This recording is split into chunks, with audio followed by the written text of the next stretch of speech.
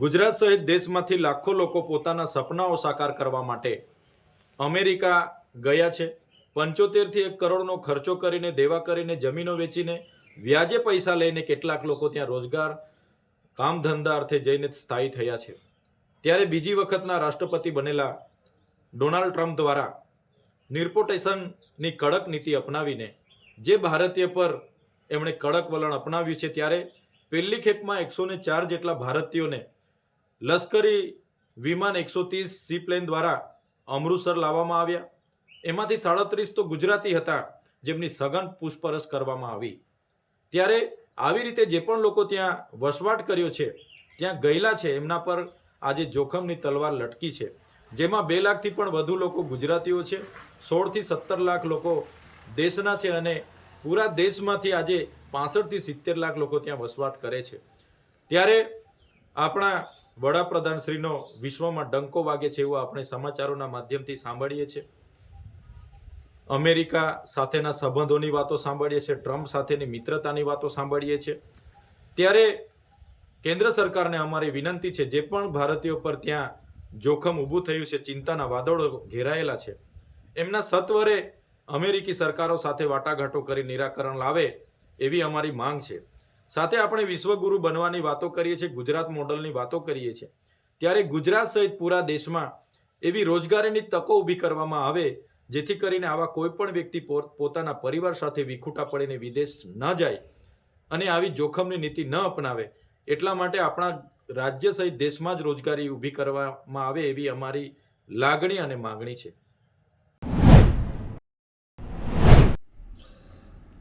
Donald ટ્રમ્પે સત્તા સૂત્રો સંભાળ્યા પછી જે વિદેશી નાગરિકોને પોતાના દેશમાં પાછા મોકલવાનું શરૂ કર્યું, એમાં ગઈકાલે ભારતના 104 નાગરિકોને એમણે પાછા મોકલ્યા, જેમાં 33 ગુજરાતીઓ છે। કોઈપણ દેશમાં કાયદેસરના પેપરો સાથે કાયદેસર વિઝા લઈને દાખલ થયેલા લોકો અથવા જે તે દેશે જેમને શરણાર્થી તરીકે સરહદ ખોલીને સ્વીકાર્યા હોય એવા લોકોને જ રહેવાનો અધિકાર છે। ગેરકાયદેસર ખોટી રીતે ઘૂસેલા કોઈ પણ દેશના નાગરિકો હોય, દુનિયાના કોઈ પણ દેશમાં ગયા હોય, તો જે તે દેશ એમને એમના સ્વદેશ પાછા મોકલવાનો આંતરરાષ્ટ્રીય કાનૂની અધિકાર ધરાવે છે અને એને ભાગરૂપે જ ડોનાલ્ડ ટ્રમ્પની સરકારે ભારતીયોને પાછા મોકલ્યા છે અને જે તે દેશ પોતાના નાગરિકોને પાછા સ્વીકારે છે એ પણ આંતરરાષ્ટ્રીય ધારાધોરણો છે।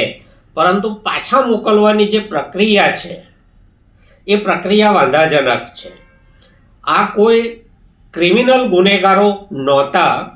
જે તે દેશમાં જેમ ગઈકાલે ભારતીયોને પાછા સ્વદેશ મોકલ્યા, એ ભારતીયોને નોર્મલ વિમાનોમાં પણ પાછા મોકલી શકાયા હોત અથવા ચાર્ટર્ડ સિવિલ પ્લેનથી પણ પાછા ભારત મોકલી શકાયા હોત। એને બદલે કેટલાક વિડીયોમાં દેખાય છે એ પ્રમાણે એમને હાથકડી પહેરાવીને ગુનેગારોની જેમ હારબંધ લશ્કરી વિમાનમાં ચડાવીને લશ્કરી વિમાનને ભારતમાં મોકલવું એ માનવ અધિકારના આંતરરાષ્ટ્રીય ધારાધોરણોનો ભંગ છે।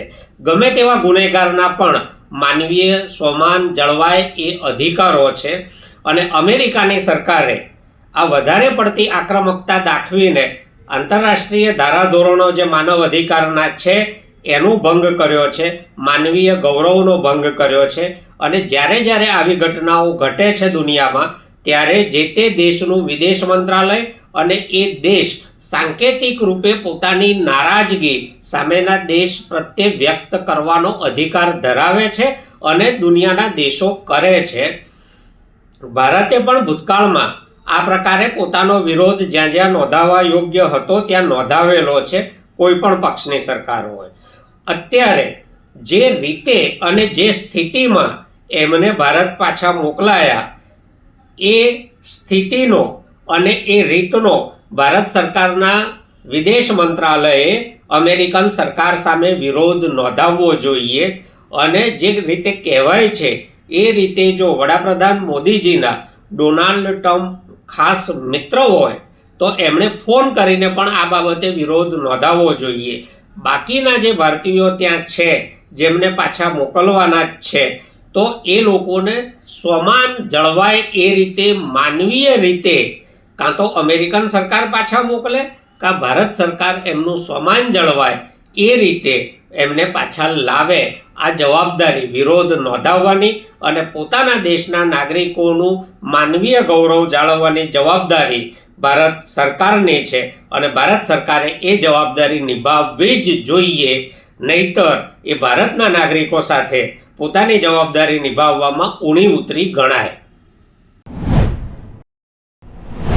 દેશના પ્રધાનમંત્રી નરેન્દ્ર મોદી આ દેશને અનેક વખત એવું સંભળાવી ચૂક્યા છે કે આ દેશને વિશ્વગુરુનું સ્થાન આપવું છે, આ દેશને આત્મનિર્ભર કરવો છે, આ દેશને અખંડ ભારતના નિર્માણની અમારી પરિકલ્પનાઓ સિદ્ધ કરવી છે.